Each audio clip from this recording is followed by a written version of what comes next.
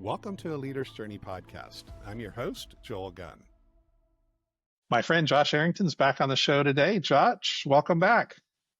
Howdy. It's been a while since we got to hang out, and part of that's been we were both trying to get in the studio, and so we finally gave up and decided to do it remote. So yes. Thank you for your time. Just before the show, we were catching up and asking each other, what's going on in life, and you asked me what had been on my heart or thoughts lately, and in my quiet time a few weeks ago, this thought came to me as I was thinking about leadership. As leaders, as business owners, as leaders in nonprofits, as entrepreneurs, in our families, as you pointed out, do we want to lead the organization, or do we want to control the organization? At first glance, how does that sit with you? Where do your thoughts go? I think it's an excellent question. And I think that I hope that we can dive into it. And most people would say that they want to lead and not control. There may be some people that would actually say, I want to control and not lead, but also determine, what's the difference between the two, because you can want to lead, but end up controlling. Mm-hmm. Right. So what's the difference between those two things? I think it's a very interesting thought you've had. I think you're right. I think most of us would say, of course I want to lead. That's what I'm called to do. I'm a leader, and starting to define, as you said, the difference between controlling and leading. And the word you used just before we came on the air was outcomes, right? And I think that really starts to define if we're controlling or if we're leading. Yeah. And I'm not sure that, I think the tough part of this and so many other conversations is these aren't two separate camps. It'd be really nice when things are just black and white, right? That's controlling. This is leading. I don't want to control. I want to lead. But really on these things, it's somewhat of a continuum. And I have a friend that hates the word nuanced, and I understand that, but there is a nuance to this. To be good stewards, which is what I've devoted the last several years of my life around, is how do we, steward our time, talent, treasure of faith, finance, family, our temple, our testimony. So to steward things well, we can't be on the extreme of everything's a kumbaya moment, right? It's just a giant, I'm a social leader, right? That would be a negative end of the spectrum, but we also can't be on the other end of the spectrum where we're so KPI, metric driven, outcome driven, that it drives us to be controlling, and now we only focus on outcomes and not the teams that we're leading that help us achieve those outcomes. Because at that point you're certainly, there's no way you're going to value people well if you're in that world, if you're on that other end of the spectrum. So where's that balance point between I want to lead well, I want to lead the people well. And on a prior podcast that we did, I made the statement, we don't lead organizations. No one leads an organization. You lead people. Organizations, companies are inanimate objects. And so I think that just keeping that in mind is a good place to try and figure out where that balance point is, to understand that if I get too far on the control side, I'm no longer leading people. I'm now using people. Yeah. And I think part of like you said, part of the wrestle is, if it is on a continuum, then at some point you cross from control to leading, or from leading back to control, right? Mm-hmm. And that can be happening in different parts of your life in different moments. So you may be leading your company and controlling your family, or you may be controlling some of your employees and leading your child, so I think that's what makes it difficult to nail this down, is we get wrapped up in just life, and we don't often stop and reassess, am I trying to control the outcome, or and really, another way to say this is, am I trusting the outcome, right? So who's responsible? So for Christians, we're supposed to have a level of trust only in the Creator. Yet often we go, well, I'm the boss. Of course I need to control the outcome. And so and then you have disobedience. As you're saying that, I'm sitting here thinking more, because we were just in conversation on this, that the two ends of the spectrum are not leadership and controlling. Leadership Healthy leadership is actually the balance point. The one end of the spectrum is controlling, the other end of the spectrum is abdication. Right. So just to be clear, I don't know that there's a crossover point between leadership and controlling. No, there's a balance point where I'm neither controlling nor am I abdicating. I'm living in this zone in the middle that is true leadership. And so I think a great question there to dive into is, what are the qualities of a good leader? You know, it's typically part visionary. It's part manager. It's part coach. It's part encourager. It's a variety of different things that make a really great leader. And it's one of the reasons that, as we've talked about before too, not everyone is gifted or called or talented to be a leader. And that's okay. The beauty is when you live in the central part of that continuum, we don't have to have a question of value or worth. We can have a question of giftedness. When you move me to either end of the spectrum, whether it be controlling it as a leader or abdicating as a leader, now we are injecting human value, human worth into the conversation. And it's going to be felt by the people who are leading us. If you're on the controlling end and you're dictatorial, everyone's afraid when you call. The phone rings, no one wants to enter it. You walk by, there's this fear, Genghis Khan kind of leadership. Yeah, you may accomplish some great things, but everybody's going to hate you. They may not tell you, right? But you're not going to be well thought of. And if you're on the other end of the abdication leader, you have the role, but you're abdicating everything. You're throwing everything back on everyone to do, and you're still claiming I'm more important. I'm so important I don't have to show up. So on one end, it's I'm so important I don't have to show up. On the other end, it's I'm so important I have to be involved in every detail. Well, that's not a leader. Leader's somewhere here in this middle area of delegating with direction. I've said before that delegation without direction is abdication. So it puts you on that abdication side.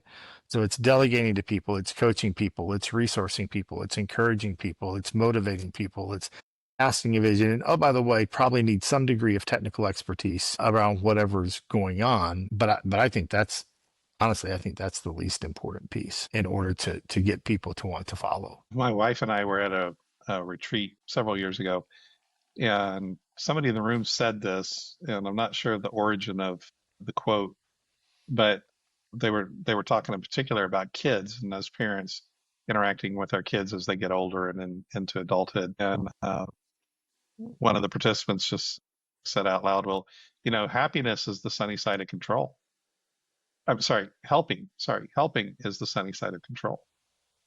And I was like, how many times as a parent, especially as your kids are getting teenage and older and early adult, it's like, well, you know, just let me help you with that. Or, and so we changed the phraseology and the words, but our hearts still, we're trying to control the situation. Oh, we're trying to control the outcome even more so than the situation. Yeah, true. Right. We'll get involved in the situation because we want to make sure. I went through that with my children. I'm the first one in my family to ever graduate high school and go to college on any branch of my family. So I had this expectation that my kids absolutely were going to go to college and probably be athletes in college. Like I had all of that because I had these experiences. You're going to have these experiences. Like this is it. Right. And my youngest is going to college and is involved in athletics. My oldest two chose not to go to college. And I struggled mightily with that. And to be honest, I still do, because there's things that come up now in their lives and they're like, maybe I should have gone to college. And there's, yeah, I could have told you that. And it's that giving that freedom and space as a parent. And I think it's very true as a leader as well. We're leading people. Yeah. And as a leader of people, that should be a majority of our metric. I think the people we're leading. Yeah, and I would agree, if you think about it, who was the better leader, Moses or Joshua? Was it Moses because of all the great works he did, or was it Joshua because he actually took them into the promised land, or was it something else? And Right. as I got to thinking about this over the years, Moses, well, let me think of another example. Who was the better leader, David or Solomon? Yeah. David wanted to build the temple, and God said, no, that's for your son to do. You know, Solomon was the wisest man that ever lived, probably one of the wealthiest that ever lived, and so on. How do we measure the true success of a leader? It's by the people they leave behind. Was it Elijah the better leader, or Elisha that did twice the miracles? Who followed Elisha? Who followed Joshua? Who was the leader after Solomon? Can we remember any of those names? You Right. know, and so while the people I mentioned all did greater than mentor, father, whoever, they didn't leave that same legacy. Yeah. Well, and let's be honest, historically speaking, it doesn't matter how much you control your company, your organization, the people in it to get the outcomes. After you're dead, no one cares. Your name may live on for a little while, but it's very rare that we remember, you know, titans of industry. Okay, we can sit here and name them, but it's a short list. And in comparison to all the company CEOs and business owners and leaders and other people, it's a short list. But your family, what you're planting in your family, what you're planting in those employees, what you're planting in other people. And by the way, controlling, let's just be really honest, it's the easy way out. Much easier to control than to lead, because I don't need your buy-in to the vision or your buy-in to what we're doing to control you. But to lead you, I have to have your buy-in. I have to have your respect. I have to have earned that. And we were talking briefly on this beforehand and studying in Ephesians and husbands and wives. I think it's another great example of that, right? Do you want to lead your family, or do you want to control your family? Mm-hmm. We have that's the classic problem with Ephesians 5, right? Because it's, you know, it says wives submit to your husbands, and all the wives are like, oh, why do I have to submit to that guy? You know, and the husbands are like, hey, I'm the head of the house, just like Christ is head of the church. You know, but when you stop and put it in context, Christ went to the cross for his church, for his bride, you know, and did it willingly and quietly and without a lot of pushback or fanfare, very humbly. You know, I don't. well, it's Have interesting. have I served my wife to that level? I don't think Yeah, so. and it's interesting because not to preach a sermon here, but if we get into those words, so the original word that's used for submit there in Greek is a military word, but it's about having order. It's about arranging the troops correctly. And so the submit thing for wives is about order. It's not a role for submission, even in Ephesians. It's about, here's a role that you play. The same is true of husbands, love your wives as Christ loved the church, right? This is about order. Agape them, love them. And what's interesting is neither of them are intended to be dependent upon the other one, right? You do your role, this person does their role. There should be integration, because what we end up in is, you know, husbands who, you know, well, if she would submit, then I would lead better. I would provide better. I would protect better. And then wives going, well, if he would lead and show respect, then I would submit, you know, if he were worthy of submission. None of that's in there. And I think that then applies to the leadership as a greater whole thing too, of we have to focus on what is our role.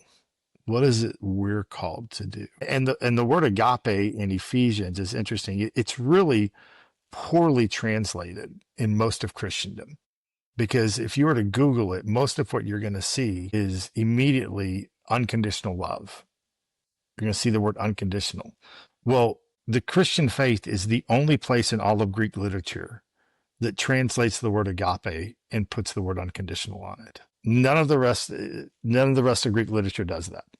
You can go back all the way to Plato's writings to 400 BCE, right? And that word being used, it doesn't mean that. What it means is an intentional love. So there's an intentionality to it. It means that there is, the focus is on the object of love. So it's on the other person, not on yourself.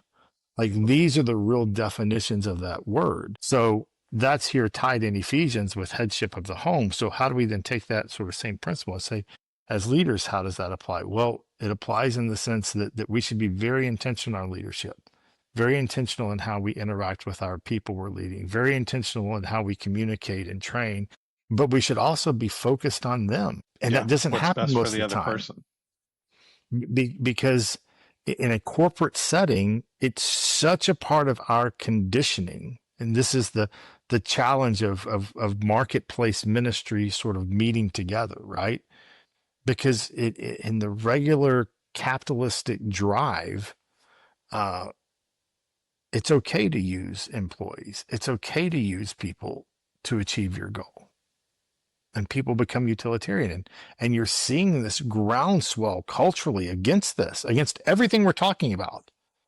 There's this groundswell against the abuse of patriarchy. Well, it's because patriarchy hasn't been done in a holy way, right? It's been unhealthy. I agree with you. Let's fight that. There's this groundswell against capitalism. There's this groundswell against this because people feel used, undervalued, devalued, put out to pasture, left alone.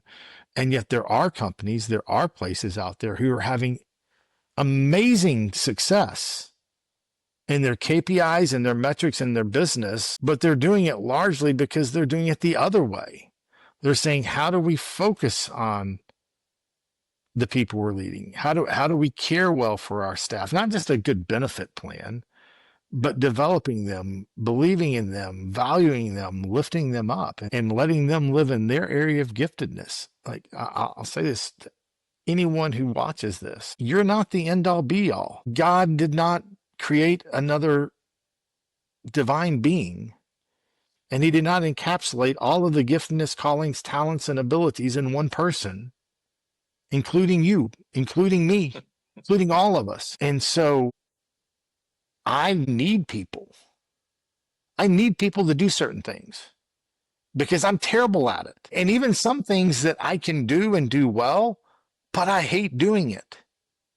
Like literally sitting beside, as we're filming this, sitting here on my desk is a stack of expense things I need to put in a ledger and get done. And I've been looking at it for 3 days and finding everything else in the world to do because I hate doing that. Right. And so to be able to say, hey, this is who I am. These are where my strengths and talents and abilities lie. And this is where my weaknesses lie. Means as we build out teams that we're leading and we're bringing people onto the team who are filling in those other places, we should value them greatly because they're doing what I'm not capable of or don't enjoy. It's not my highest and best usage of time and resources and talent. So let's value that well. And that shifts from being controlling. Still have to have KPIs, still have to have metrics. Just be clear, we don't want to drift to the other end. But the question is not, do you have KPIs and metrics and do you have outcomes that you're shooting for and goals and strategic plans and all of that? Absolutely. The question is about how do we fulfill those things? No one's saying let's abandon or jettison those. We're saying the path from where we are to the fulfillment of those. Am I going to lead our team there or am I going to control our team there? Yeah, and so let's see if we can describe what controlling looks like. I'll give you an example. If a leader says, well, I'm just going to put this whole organization on my back and I'm going to carry us across the finish line, or I'm going to get us up the hill. Well, there's a heart motive there. Do I actually believe that I am the single factor that can accomplish that? Versus, so that's a controller, right? Versus a leader says, hey, we're going to take that hill. I'm going to get out in front if I have to. I'll take some of the flack. I'll help clear a path. What's getting in your way? What do you need? What resources are you short of? And let me solve those problems for you. We're going to crest that hill together, right? It's a subtle thing. The leader's still pulling an unusual part of the weight. But in one, I literally believe that I'm the one that's going to make it happen. And in the other side of that, I've got enough humility and trust that we're only going to win as a team. And so I don't know, what are Absolutely. your thoughts? Yeah, I think that what we do matters. How we do what we do matters even more. There's the hill that's got to be taken. That what matters. How we take that hill matters even more. I can get to the top of the hill and leave everyone else at the bottom to get picked off. Or I can get us to the top of the hill working together. We all make it there safely. So no one's in any way endorsing changing the what we're trying to do. It's the how we do what we do that matters an incredible amount in the longer and the bigger and the greater story, and what's remembered and what people remember in their experience of things. And so it is and to be really clear on this too, because even in the example you gave, first, none of us are perfect.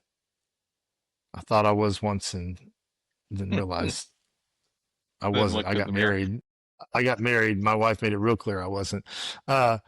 No, none of us are perfect, right? And so even in this, there are times in even good leadership that you have to abdicate, right? You have to raise up a team, and sometimes you got to let them just figure it out. Mhm. Talking And earlier about permission to fail. kids. You got to give them permission. And there are times in proper leadership when you do have to step in and control, because it's the steady hand on the wheel is what's needed in that moment. It's finding that balance, and it's knowing how to live in that balance of things that matters. There are times that a pep talk works for the team, and there are times that, hey, one of the teams I used to work with used to joke I'd walk in and just write on the dry erase board and the big meeting rooms there was gathered. And I put GSD on the board, and it gets stuff done. Today's the day. It's time to get stuff done. There's no time for playing around. There's no time. This is not the day. And I think that's another part of leadership is you have to be able to see the whole picture and go, okay, what does the team need? Any great coach knows that. Hmm.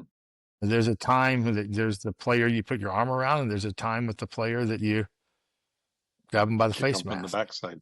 Yeah. Yeah. And I think for me, as I've wrestled with this, it really comes down to heart motive, right?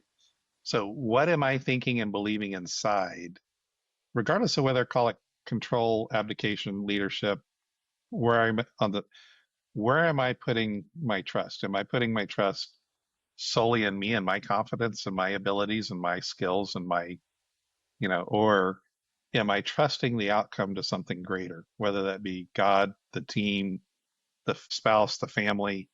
Um, am I the sole ingredient that allows this success to happen, or am I an ingredient, maybe a critical ingredient, maybe the most visible ingredient, The maybe the catalyzing most ingredient. responsible, maybe the most responsible ingredient, right?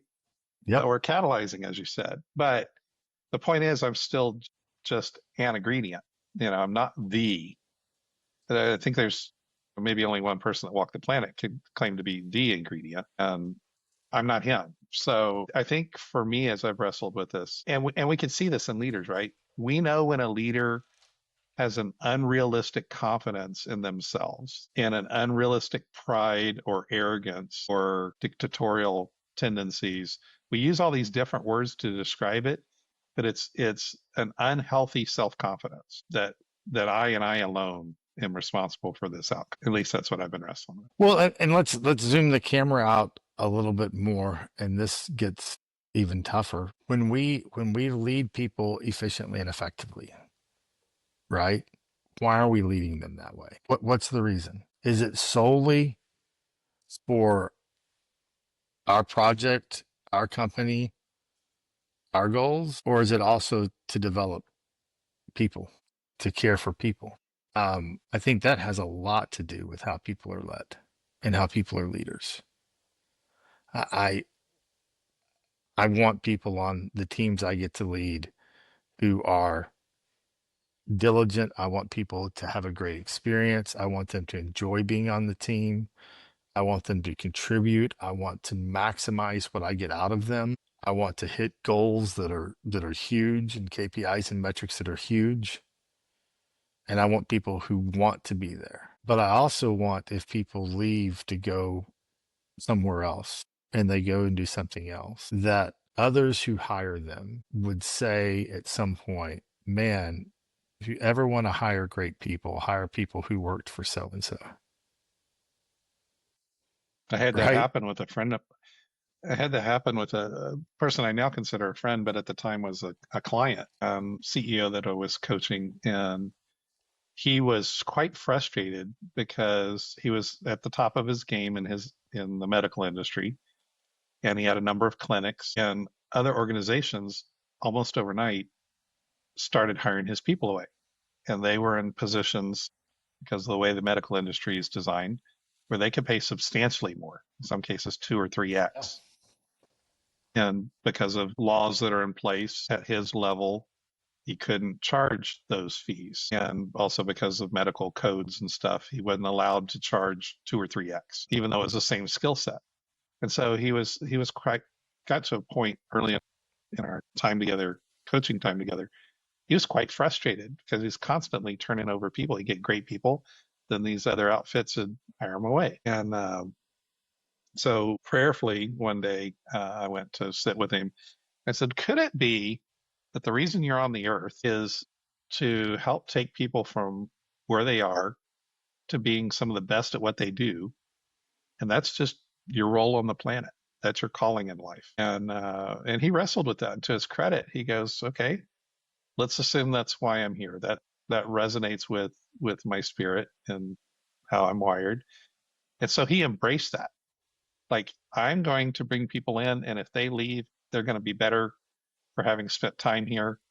And maybe I am the organization that everybody poaches from because we've got such great people and a culture that trains up wonderful people. As soon as he embraced that, his turnover was still there, but it went down because now he started attracting people that cared about mentoring and raising up people. And they stayed. They didn't Yeah. care that the money was 2 or 3x somewhere else because they bought into the vision. And Yeah. his life changed. His joy level went up. The pleasure that he got out of being in the office went up. The fact that somebody turned over was a great thing. The team actually celebrated, hey, we brought this person straight out of college. We spent a couple of years uplifting them, and now they're going to go have a great lifestyle for their family. And so it changed the whole thing. And they actually added clinics. So what was a perceived weakness became the thing they were known for. And then that attracted people with that same heart of, hey, I want to be part of this, training people up. So it all worked out because he found his calling, so to speak. And how beautiful is that, that a change in perspective led to a change in emotion and that, right? They were going to leave anyhow, Yeah.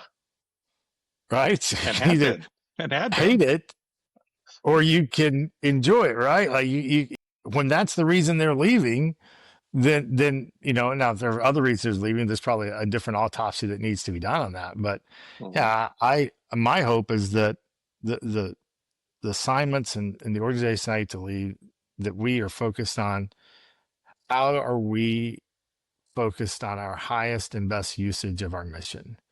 How are we shooting for the highest levels? How are we developing the highest and best products and services? How are we delivering them in the highest and best ways?